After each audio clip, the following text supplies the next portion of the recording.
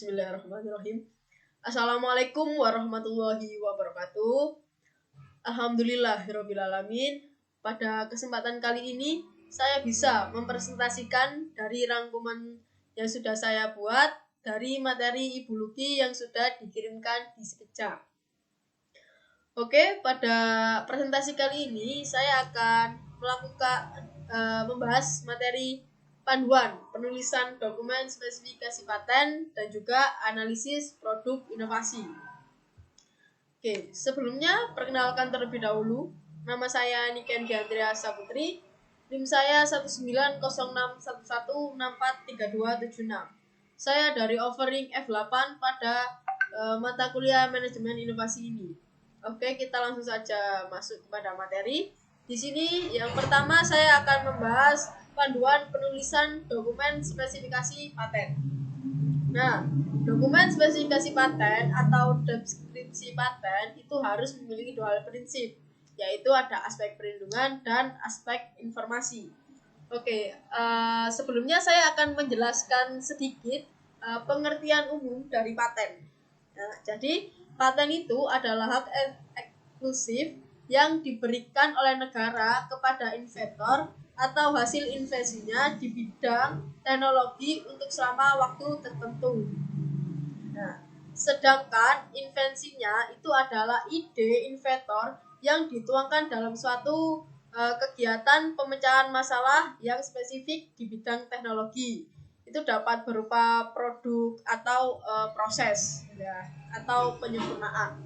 Nah, itu sedikit tentang pengertian paten secara umum. Oke, selanjutnya yaitu adalah paten terdiri dari paten jangka waktu dan juga paten sederhana. Nah, paten jangka waktu ini adalah waktunya selama 20 tahun.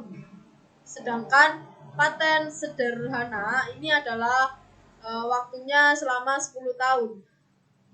Jadi semua itu terhitung sejak tanggal penerimaan dan semuanya itu tidak dapat diperpanjang. Nah, itu adalah paten jangka waktu selama 20 tahun dan paten sederhana selama 10 tahun. Next yaitu adalah format penulisan dokumen paten. Nah, ini bisa kalian lihat ya. Contoh penulisan dokumen paten. Nah, deskripsi, klaim, dan abstrak itu diketik dalam lembar HVS yang ukurannya itu A4 ya. Ukurannya A4 dengan ukurannya 29,7 cm kali 21 cm gitu ya. Dan beratnya itu 80 gram. Nah, untuk batas-batasannya kalian bisa dilihat gambar di sini. Di pinggir atas itu 2 cm batasnya, kemudian di pinggir bawah 2 cm juga, dan di pinggir kertas kiri itu 2,5 cm ya. Kemudian di pinggir kanan itu 2 cm. Jadi setiap 5 baris pengetikan, uraian, dan klaim itu harus diberi nomor baris itu, yang di setiap halaman baru itu selalu dimulai dari awal dan ditempatkan di sebelah kiri uraian atau klaim. Kemudian dengan ukuran antar baris itu 1,5 spasi ya. Jadi kalian bisa lihat gambar di sini. Oke, next kita masuk materi yang kedua, yaitu adalah analisis produk inovasi. Nah, apa sih analisis produk inovasi itu? Jadi, pada bab analisis produk ini, mahasiswa itu dituntut untuk mampu menganalisa ide-ide dan gagasan yang direncanakan sesuai dengan kriteria yang dapat diberikan berlaku terhadap produk yang akan dihasilkan. Nah, kemudian setelah menganalisa produk inovasi, itu mahasiswa dapat mengambil kesimpulan gitu ya, dan memilih gagasan inovasi yang layak diwujudkan untuk menjadi produk inovasi pilihan. Next yaitu adalah lingkup materi. Di sini ada 3. Yang pertama ada target sasaran inovasi atau pengguna. Yang kedua ada produk inovasi, dan yang ketiga ada manajemen inovasi. Oke, saya akan menjelaskan yang pertama, yaitu adalah target uh, sasaran inovasi atau pengguna. Oke, jadi target sasaran inovasi atau pengguna ini sebelum rancangan atau produk inovasi ditetapkan dan ditentukan, faktor utama yang perlu dipertimbangkan itu adalah target sasarannya, gitu ya. Karena setiap target sasaran itu memiliki perilaku tertentu dengan pendekatan dan strategi tertentu juga untuk dapat menguasai target sasarannya itu. Kemudian adanya perbedaan ya pada keinginan, daya beli, lokasi, terus sikap kebiasaan pembeli atau pengguna itu. Kemudian jika ditinjau dari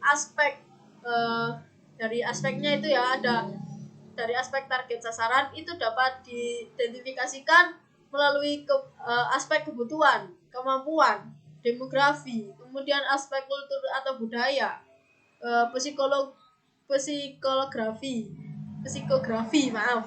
dan geografi. Oke, saya akan menjelaskan pertama dari aspek kebutuhan. Apa sih yang dimaksud dengan aspek kebutuhan? Nah, aspek kebutuhan yang dimaksud ini adalah aspek konsumen memiliki kebutuhan yang berbeda dengan satu dan lainnya. Seperti umur, jenis kelamin, tingkat pendidikan, gitu ya. Nah, sedangkan dari aspek kemampuan itu pertimbangannya itu adalah kemampuan ekonomi atau daya beli itu. Kemudian dari aspek demografi itu pertimbangan penggunaan itu ditinjau dari pekerjaan gitu ya, dari pekerjaannya, pendidikan, agama, status sosial. Nah, itu.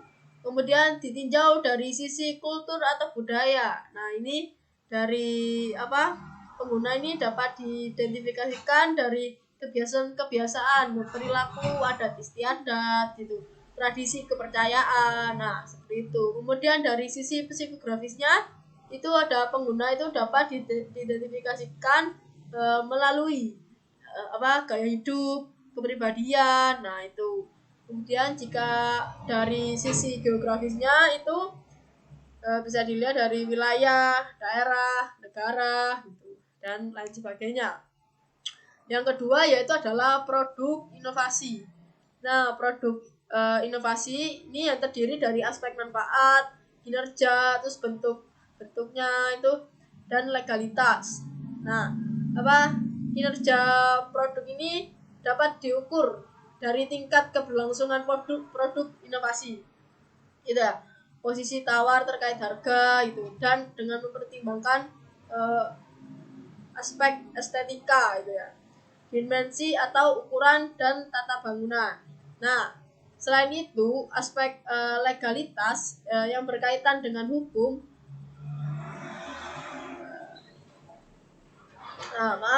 Yang berkaitan dengan hukum itu yang berlaku juga layak untuk menjadi pertimbangan atas kemanfaatan sebuah produk inovasi yang direncanakan atau dibuat. Oke, itu adalah produk inovasi. Yang kedua yaitu adalah manajemen inovasi. Nah, manajemen inovasi ini adalah produk inovasi yang meliputi aspek material, tenaga kerja, alat produksi, kemudian sistem produksi, biaya produksi, dan tempat produksi. Berbagai aspek, salah satunya itu diantaranya berbagai aspek ini terkait satu dengan lainnya ya. Jadi dengan lainnya.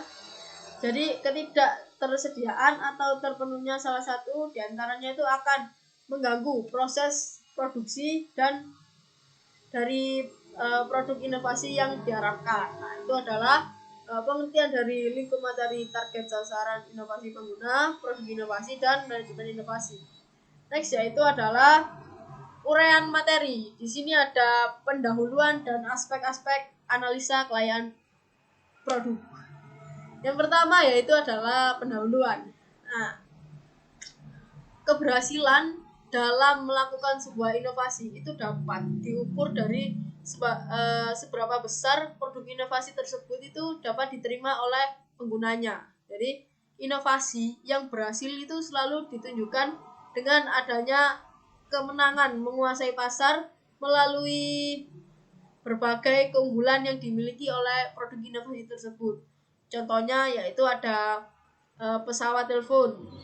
Nah, itu dan juga mesin komputer. Itu yang mampu menyingkirkan mesin ketik ya, mesin komputer.